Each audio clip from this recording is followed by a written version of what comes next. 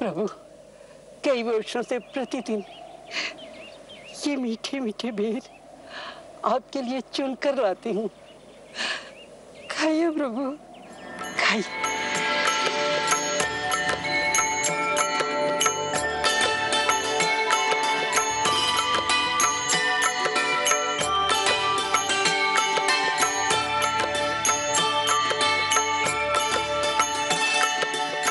भैया खाओ लक्ष्मण।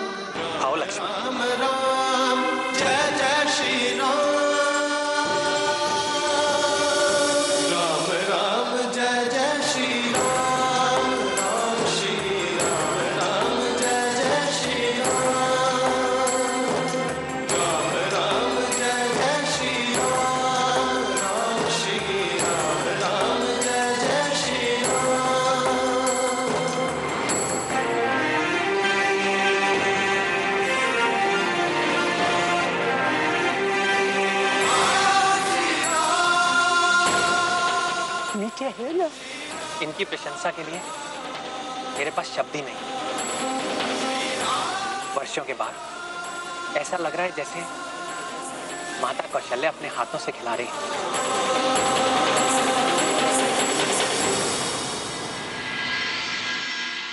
लक्ष्मण, ऐसे मीठे फल तो भगवान को भी वैकुंठ लोक में नहीं मिलते होंगे।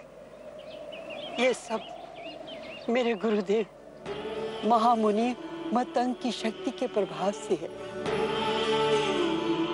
उनके तपोबल के प्रभाव से इस वन के फूल कभी नहीं मुरझाते और फल सदैव स्वादिष्ट रहते। और प्रभु, इस आश्रम के चारों ओर समस्त प्राणी अपनी हिंसा वृत्ति छोड़ देते हैं और परम गुरु जहां बैठते थे उनके चरणों में वन के सिंह, गाय और बकरी सब एक साथ पानी पीते थे। उनको परलोक सिधारे तो वर्षों हो गए, परंतु आज भी जिस वेदी पर बैठकर वो यज्ञ किया करते थे उसमें आज भी एक दिव्य पुंज प्रलाक्षित है। प्रभु, कितना पवित्र होगा वो स्थान और कितनी भाग्यशाली हैं आप जो ऐसे परम गुरु की सेवा करने का सौभाग्य आपको प्राप्त हुआ। प्रभु, जिन दिनों आपके चित्रकूट में आगमन का पता चला उन्हीं दिनों मेरे गुरु आश्रम के समस्त मुनियों को साथ लेकर दिव्य विमानों में बैठकर अपने धाम चले गए थे और मुझ में भक्ति भाव की प्रधानता देखते हुए मुझे इस कुटिया में रहने का आदेश दिया और कहा कि एक दिन प्रभु श्री राम अपने अनुज लक्ष्मण के साथ इस आश्रम में आएंगे। बस उनके दर्शन मात्र से ही तुम अपनी भक्ति का फल पाओगी और उसके पश्चात तुम हमारे पास आ जाना। तो क्या उन्हें हमारे आगमन का ज्ञान पहले से ही था? हाँ प्रभु, उन्होंने कहा था कि एक दिन प्रभु श्री राम अपनी भार्या के खोज में यहाँ आएंगे और तुम उन्हें महाबली सुग्रीव तक का मार्ग बताओगे और उन्हें ये भी कहना कि महाबली सुग्रीव के साथ मित्रता करके वो रावण पर अवश्य विजय प्राप्त करेंगे।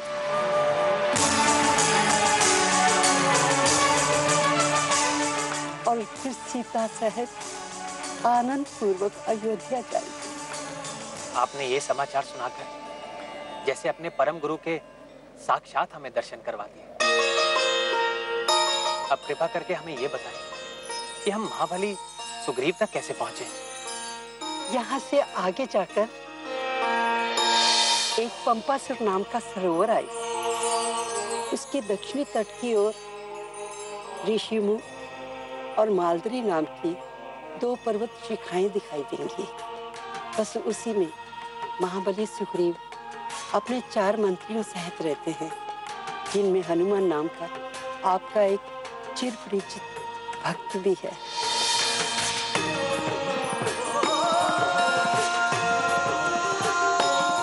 उसकी सहायता से आप महाबली सुग्रीव से भेंट करें और आपके द्वारा उनका एक अभिष्ट कार्य भी पूर्ण होगा। प्रभु माता, आपके इस आश्वासन को हम आपका आशीर्वाद मानते हैं। अब आप यदि कृपा करके हमें उस स्थान के दर्शन करा दें जहां आपके परम पूज्य गुरु तपस्या करते रहे। अवश्य प्रभु, अवश्य। आइए प्रभु, आइए आइए।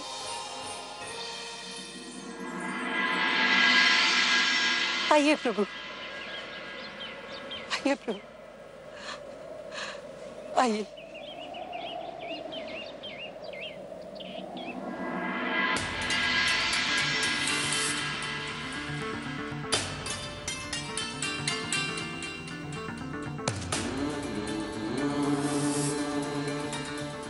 देखो लक्ष्मण,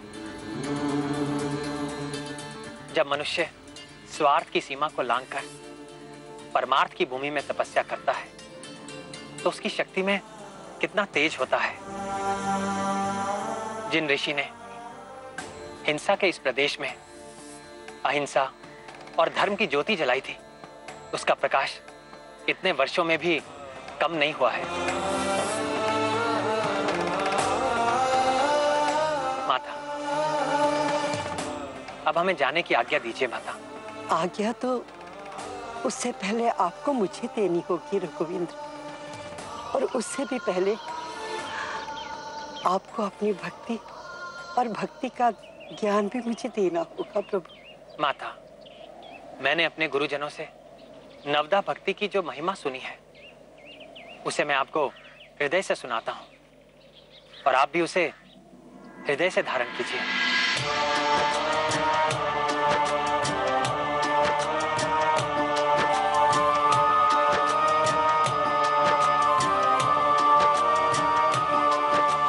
प्रथम भक्ति संगति संतों की, दूजी नित प्रभु कथा प्रसंग, तीजी निस्वार्थ गुरु सेवा, चौथी प्रभु गुण गान के संग। प्रभु चर्चा सुवेद इंद्रिय वश, बड़ी देव से संत की भाषा, करी संतोष ना सोच बुराई, निश्चल मन प्रभु पर विश्वासा, निश्चल मन प्रभु पर विश्वासा।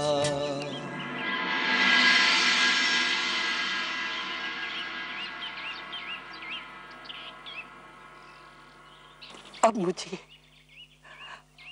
अपने गुरुदेव के पास जाने की आज्ञा दें प्रभु।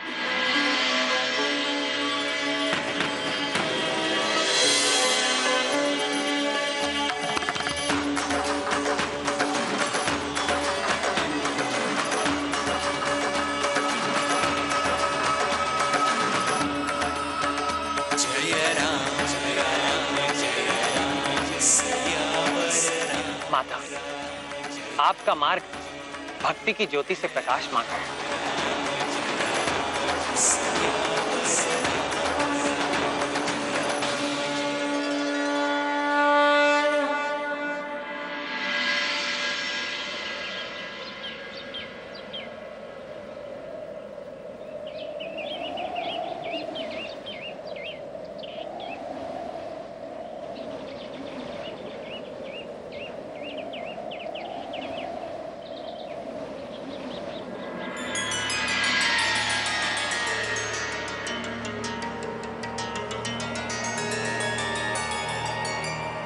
भैया। लक्ष्मण, वसंत ऋतु में वन की शोभा बहुत मनोहर हो जाती है। जानकी को यह समय बहुत प्रिय था।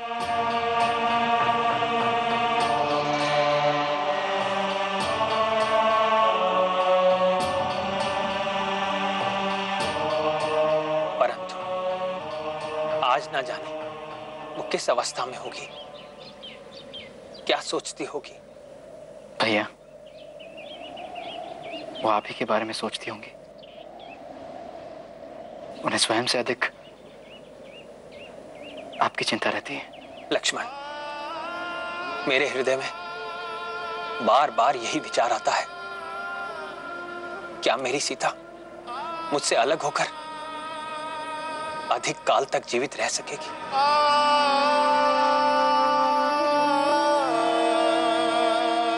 ऐसा मत सोचिए भैया, भाभी एक साहसी आर्य कन्या है। चाहे कितने भी दुख आ जाएं, वो विचलित नहीं होंगी। उन्हें आप पर पूर्ण विश्वास है कि आप उन्हें खोज लेंगे, और इसी विश्वास के आधार पर वो जीवित होंगी। ईश्वर करे ऐसा ही हो।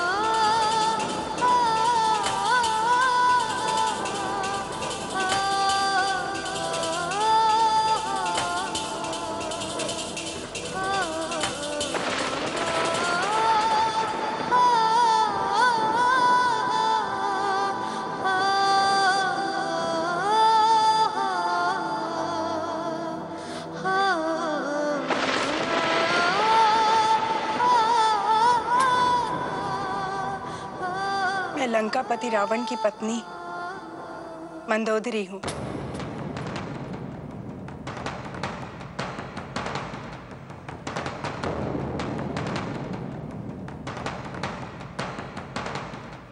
अच्छा होता यदि यहाँ होने के स्थान पर आप अपने पति के पास जाती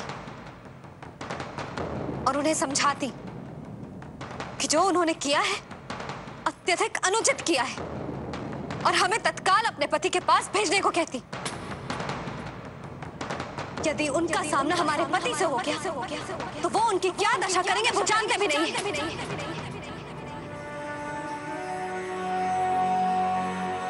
अच्छा होता यदि आप यहाँ आने के स्थान पर अपने पति के पास होते और एक पराई स्त्री का छल से अपहरण करने के लिए और बलपूर्वक यहाँ लाकर अपने पति से दूर रखने के लिए उनको धिक्कारती, उनका तिरस्कार करती।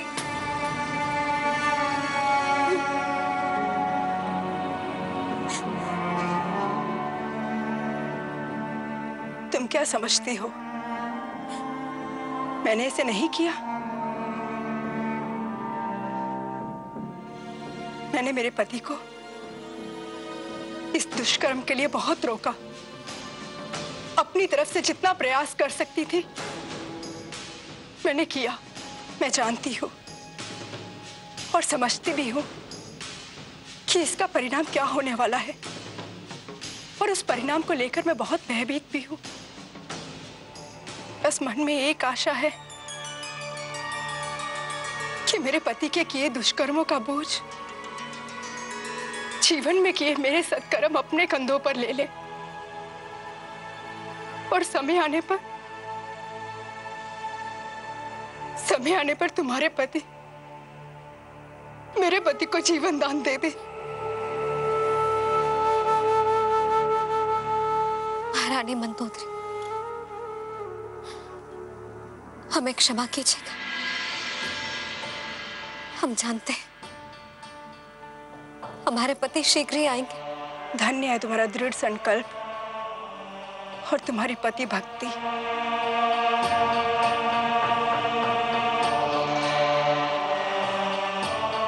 और हमारे लिए भी आपके पति भक्ति वंदनीय है।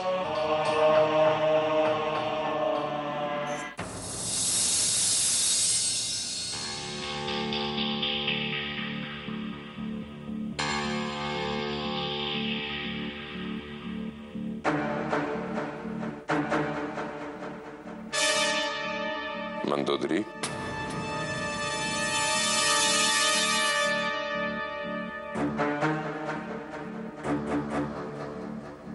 स्वामी आप कब आए? जब तुम सीता के विचारों में खोई थी तब। कभी कभी तुम ये भूल जाती हो, तुम्हारे पति लंकेश के पास एक नहीं 10-10 मस्तिष्क है विचार करने के लिए, और 20 आंखें ये देखने के लिए कि किसी के मन में क्या चल रहा है। और जो भी आंधी तूफान तुम्हारे मन में चल रहा है वो रेखाएं बनकर तुम्हारे मस्तिष्क पर उभर आया है, और उसने हमें सतर्क कर दिया है और चिंतित भी, क्योंकि तुम हमारी पत्नी हो, सबसे प्रिय पत्नी, सबसे पहली। लंकेश, अपनी प्रिय पत्नी के होते हुए भी आप सीता को उठाकर यहाँ लंका में ले आए। राक्षस है ना, पराक्रमी और बलशाली राक्षस, सुंदरता के पुजारी। मगर तुम क्यों परेशान हो रही हो? कितनी ही सुंदर स्त्रियां हैं हमारे अंतःपुर में, जिन्हें हम आसपास के प्रांतों से उठाकर लाए हैं। उनको लेकर तो तुमने आज तक हमें कभी नहीं टोका। फिर सीता, यदि एक सदस्य त्यागने से पूरे परिवार की रक्षा हो सकती है तो उस सदस्य को त्याग देना चाहिए। लंकेश, मैं आपके आगे हाथ जोड़कर विनती करती हूँ, आप सीता को त्याग दें। ईर्ष्या? हाँ ईर्ष्यित हो मंदोदरी।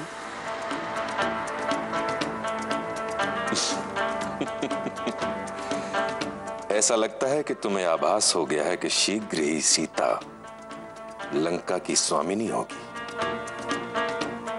इसीलिए तुम उसे लंका में रहने नहीं देना चाहती हो, है ना? परंतु तुम भूल रही हो,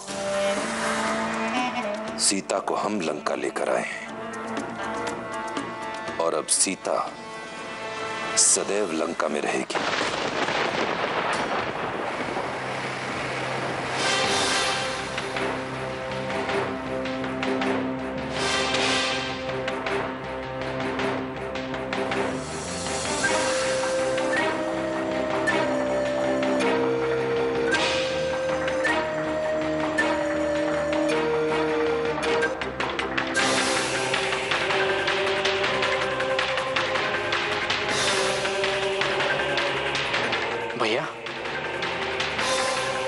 हम ऋषिमुख पर्वत तो पहुंच गए।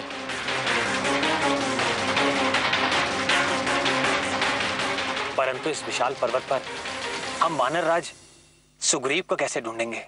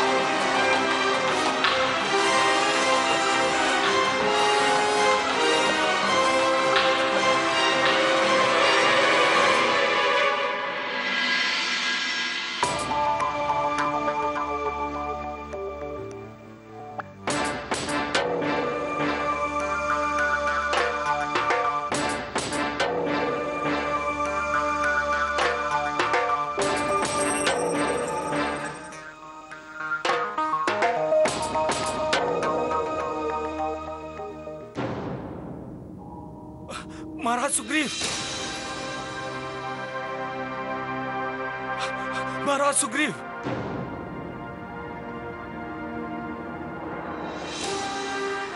क्या हुआ नील? महाराज पंपा सरोवर के आगे दो अनजान व्यक्ति ऋषिमुख पर्वत की ओर बढ़ रहे हैं।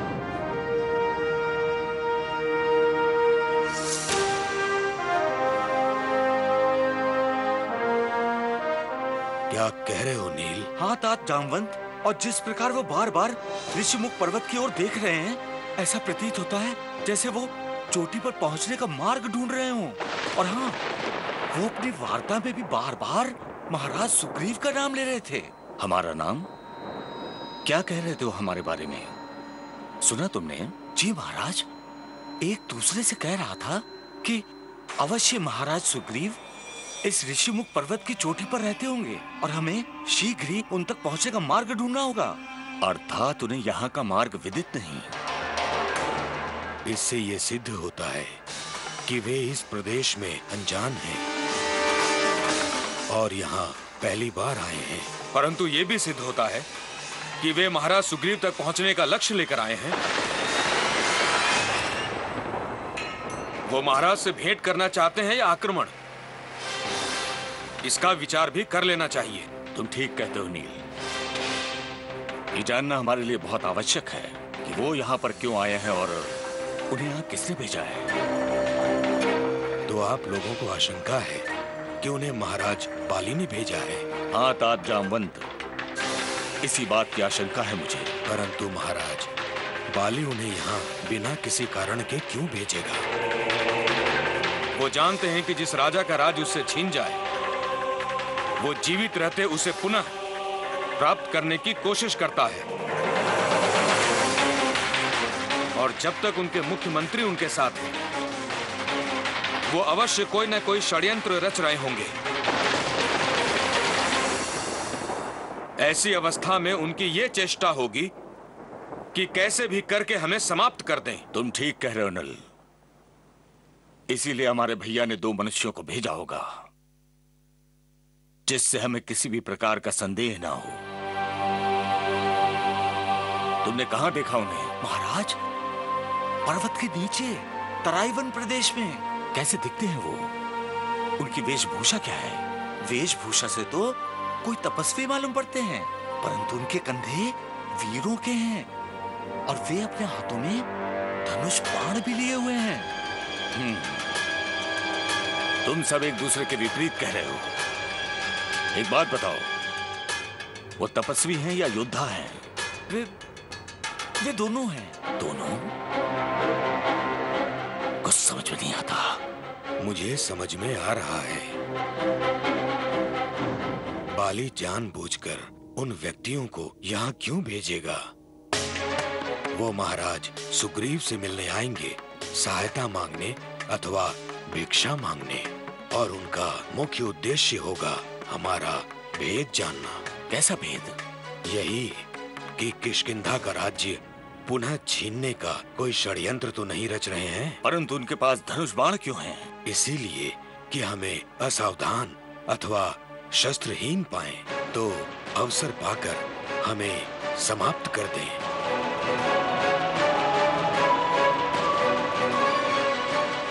इस प्रतिदिन की आशंका का अंत क्यों नहीं कर देते महाराज?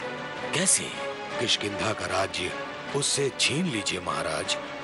ये संभव नहीं है तात जामवंत। बाली इतना शक्तिशाली है कि मैं अकेले उससे युद्ध नहीं कर सकता।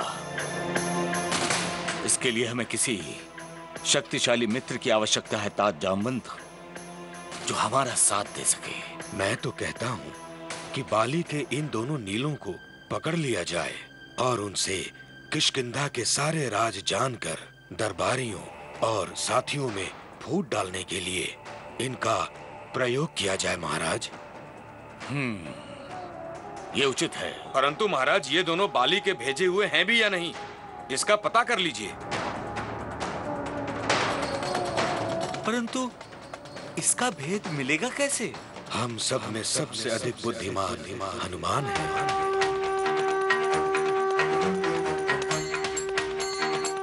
इस रहस्य को जानने के लिए उन्हें ही वहां भेजा जाए।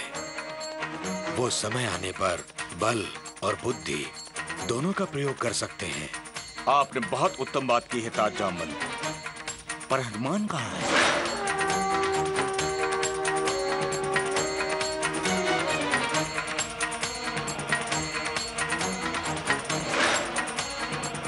महाराज, हनुमान इतने तेजस्वी हैं कि उन्होंने अपने बाल्यकाल में सूर्य को लाल फल समझकर अपने मुख में रख लिया था।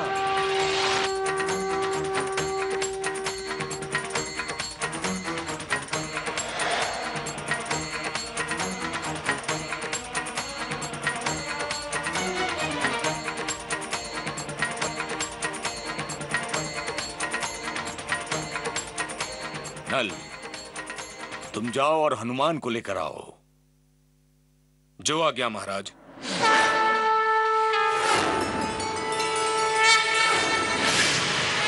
जय हनुमान ज्ञान गुण सागर, जय कपी शक्ति बुलोक उजागर, रामदूत अतुलित बल धामा, अंजनी पुत्र पवन सुत नामा, महावीर विक्रम बजरंगी कुमति निवार सुमति के संगी, कंचन बरन विराज सुबेसा, कानन कुंडल कुंचित केसा, हाथ वज्र और ध्वजा विराज, कांधे मूंज जनेऊ साज, शंकर सुवन केसरी नंदन, तेज प्रताप महाजगवंदन, विद्यावान गुणी अति चातुर, राम काज करने को आतुर, प्रभु चरित्र सुनबे को रसिया, राम लखन सीता मन बसिया। जय हनुमान ज्ञान गुण सागर, जय कपी सिद्धि बुलोक उजागर, जय हनुमान ज्ञान गुण सागर,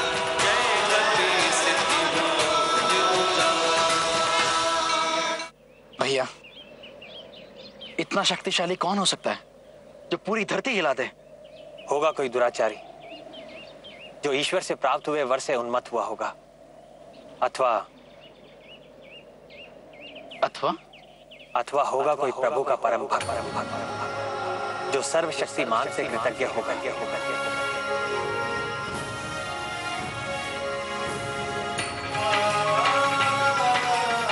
चलो आगे चलते हैं। जी।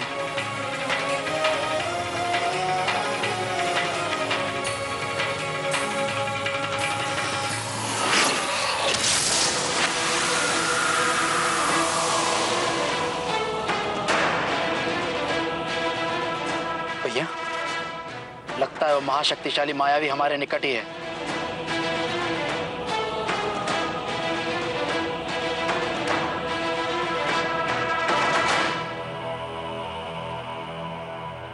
प्रभु, आप कहाँ हैं प्रभु? प्रभु, आप मुझे दर्शन क्यों नहीं दे रहे हैं प्रभु? क्यों नहीं दे रहे? हे प्रभु, मुझसे कहा गया था कि आप मुझे प्रभु श्री राम के रूप में दर्शन देंगे।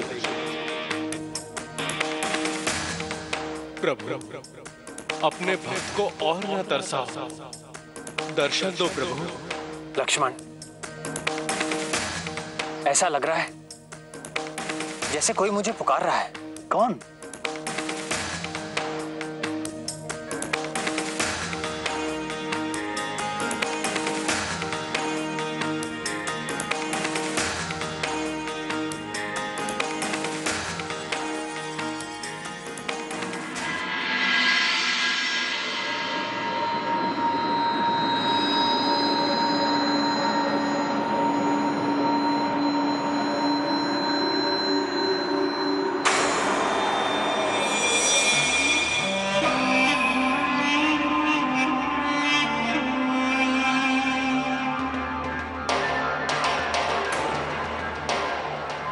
भैया, ये पैरों के चिन्ह?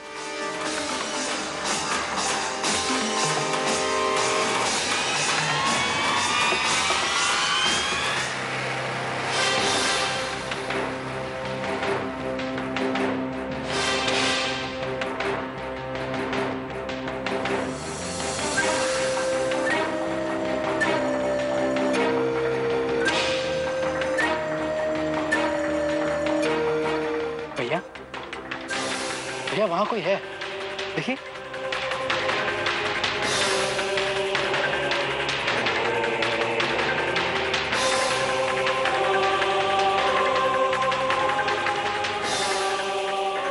महावीर!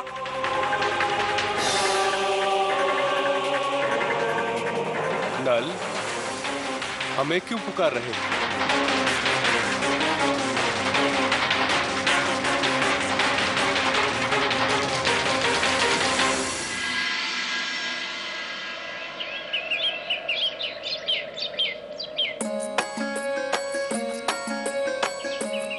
नल, फल ग्रहण करोगे? बड़े स्वादिष्ट हैं। अभी नहीं, बाद में। महाराज सुग्रीव ने हमें अतिशीघ्र बुलाया है। ये हंसने का समय नहीं है हनुमान, चलने का समय है। महाराज सुग्रीव ने हमें बुलाया है, और वो भी शीघ्र, अतिशीघ्र। हमने कब कहा कि हम नहीं आएंगे? नल, मेरी बात मानो, ये फल तुम भी खाओ, बड़े स्वादिष्ट हैं। नहीं खाओगे तो पछताओगे। शीघ्र चलो हनुमान। मैंने कहा ना, मैं ये केले खाकर आता हूँ, तुम जाओ। नहीं महावीर, मैं आपको साथ लेकर ही जाऊंगा। हमने कहा ना, तुम जाओ, हम आते हैं। मैं तो आपको साथ लेकर ही जाऊंगा।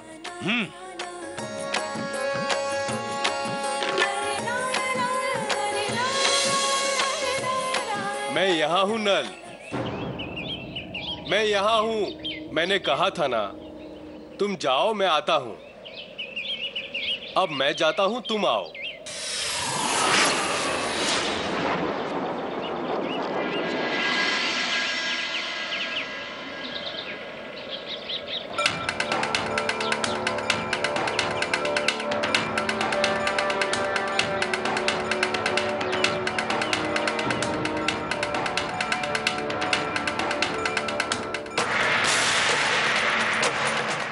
भैया, हम जिस महाशक्तिशाली मायावी की बात कर रहे थे, लगता है वो फलाहारी है। और हो सकता है कि वो केवल केलों का भोजन करता हो। परंतु हमारा वो शत्रु हमारे सामने क्यों नहीं आ रहा? वही तो भैया, हमारे आने से पहले ही पता नहीं कहाँ लुप्त हो जाता है। लक्ष्मण, यदि वो हमारा शत्रु है तो अवश्य ही वो हमारी और महाराज सुग्रीव की भेंट में बाधा बन रहा है। परंतु वो इस बात से अनभिज्ञ है कि मैं अपने और सीता के बीच में कोई बाधा खड़ी नहीं होने दूंगा। चलो आगे चलते हैं, हो सकता है वो हमें आगे मिल जाए।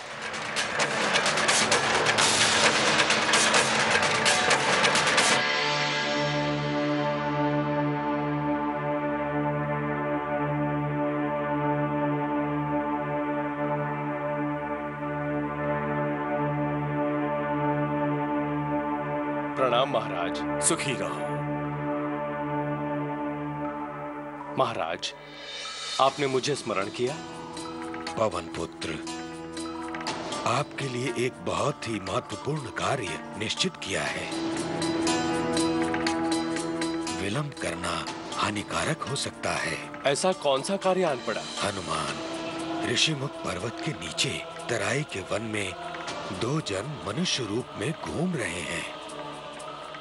वेश तपस्वी का है, परंतु बाण वीरों के हैं।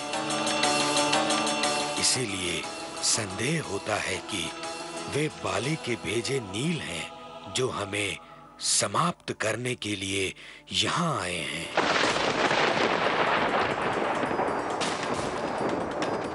तुम हम सब में बलवान हो, इसीलिए तुम जाकर उन्हें पकड़ लो और हमारे सामने ले आओ। फिर हम बाली के विरुद्ध उनका प्रयोग करेंगे। ताज जामवंत, हम उन 2 मनुष्य को केवल संदेह में पकड़ लें, ये कहाँ की बुद्धिमानी है? वे शत्रु हैं या मित्र, ये जानना हमारे लिए परम आवश्यक है। इसका निश्चय भी तुम ही कर सकते हो। ताज जामवंत ठीक कह रहे हैं कि तुम बल और बुद्धि में हम सबसे बढ़कर बलवान हो। तुम कोई छद्म रूप धारण करके उनके पास जाओ और पता लगाओ कि वो कौन है, किस अभिप्राय से आए हैं, और अवसर पाते ही अपने बल और अपनी बुद्धि का प्रयोग करके उन्हें अपने अधिकार में कर लो। यदि वो तुम्हारे वश के बाहर हों और किसी भी प्रकार का भय हो तो तुरंत हमें गुप्त संकेत करना। हम उसी समय ऋषिमुख पर्वत की गुफा का त्याग करके किसी सुरक्षित स्थान पर चले जाएंगे। महाराज, यदि मेरे होते हुए आपको भागना पड़े तो हनुमान के जीवन का कोई अर्थ नहीं है। आप निश्चिंत रहें महाराज, वे जो कोई भी शत्रु पक्ष के हैं, देव, असुर, किन्नर, गंधर्व या मनुष्य, मेरे होते हुए आपको कोई हानि नहीं पहुंचा सकता।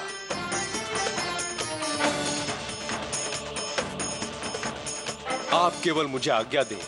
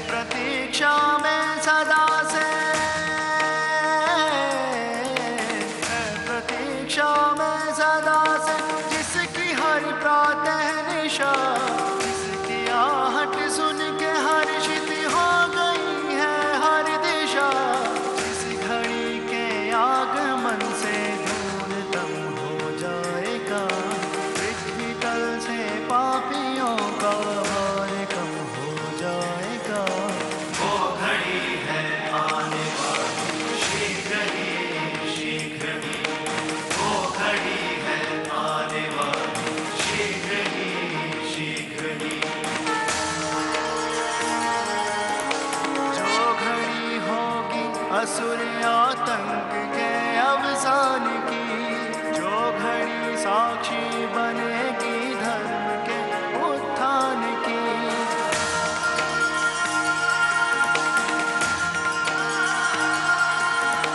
जिस घड़ी के वास्ते आना पड़ा हनुमान को, और जन्म लेना पड़ा जिसके लिए भगवान को।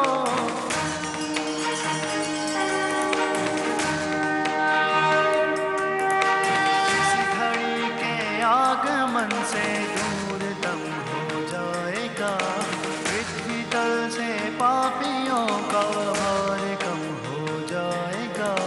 वो घड़ी है आने वाली, शीघ्र ही शीघ्र ही।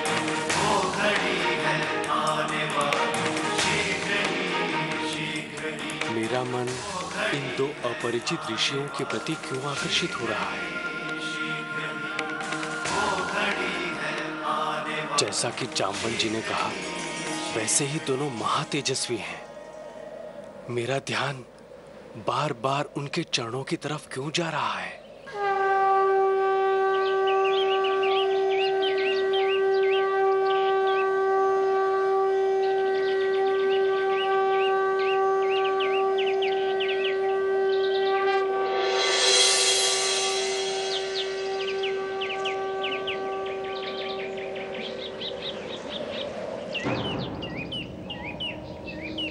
भैया, लगता है यही वो दो पर्वत शिखर है। परंतु हम पहले किस पर जाएं? भैया, आगे जाने वाला मार्ग थोड़ा दुर्गम लगता है भैया।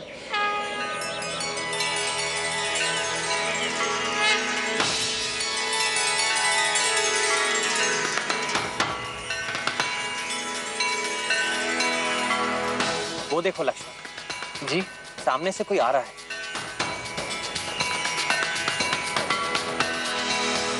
देखने में तो सज्जन पुरुष जान पड़ते हैं। चलो इन्हीं से मार्ग पूछते हैं। भैया, देखने में तो वेद पाठी पंडित लगते हैं, परंतु इस निर्जन और दुर्गम स्थल पर किस अभिप्राय से आएंगे?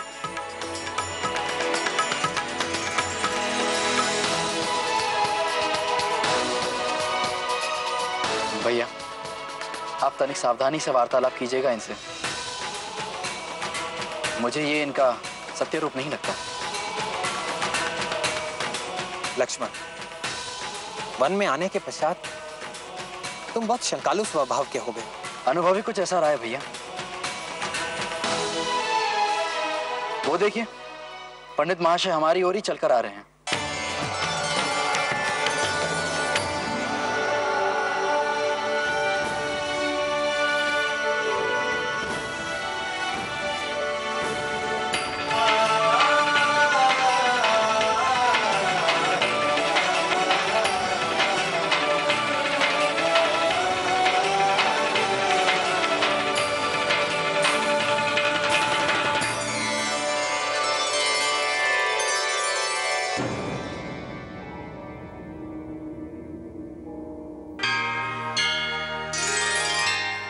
रामायण के आज के अध्याय में आपने देखा राम भक्त हनुमान की श्री राम से भेंट। प्रभु राम अपने मानवीय अवतार में निकल पड़े माता सीता की खोज में, और हर पड़ाव में उन्हें किसी न किसी की सहायता की आवश्यकता पड़ रही है। अगर हम समय के अनुसार अपने स्वभाव को बदलें, अपने से छोटे, अपने से बड़ों की बातों को मानकर अपने उद्देश्य को पूरा करते रहें, तो इससे बड़ा जीवन का कोई आधार हो नहीं सकता। रामायण के अगले एपिसोड में देखिए वानर राज सुग्रीव की प्रभु श्री राम से भेंट। जय श्री राम।